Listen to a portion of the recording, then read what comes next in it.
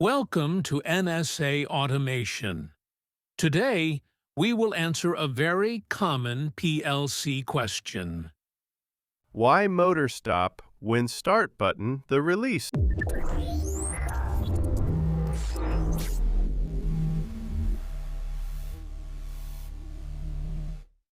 When I press the start button, the PLC receives an input signal. Because the start button is normally open, the signal is only present while the button is pressed. While the signal is on, the PLC turns the motor on. But when I release the start button, the input signal disappears.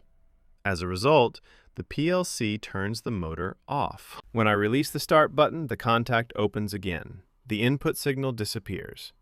Because the PLC no longer sees the input, the motor output turns off immediately. This rung has no memory. It only works while the button is pressed. That is why the motor stops when the start button is released. This is called wrong logic for motor control. Now let's look at the correct ladder logic. This rung uses an interlock, also called a holding or seal-in circuit. On the left side, we still have the start push button. It is a normally open contact.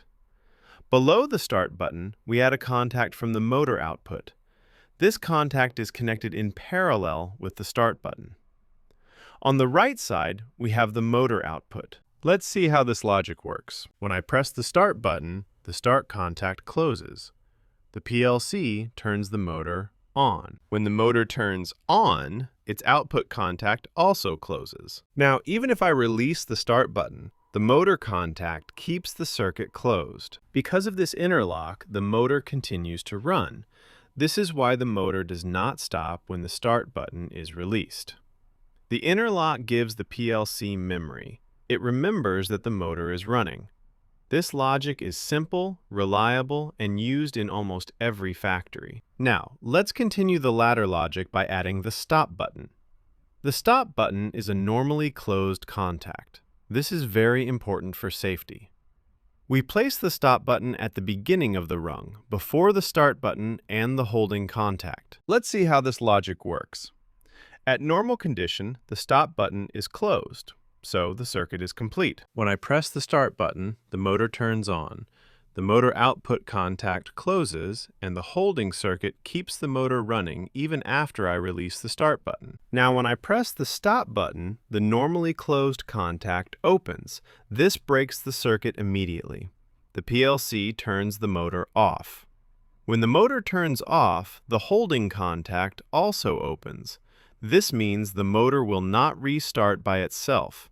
We must press the start button again. That's all for today's lesson.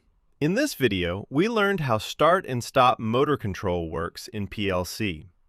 We saw why the motor stops when the start button is released, and how the holding circuit keeps the motor running. We also learned why the stop button must be normally closed for safety. If this video helps you understand PLC better, please like, share, and subscribe to NSA Automation. In the next video, we will build the step-by-step. Thank you for watching, and see you in the next video.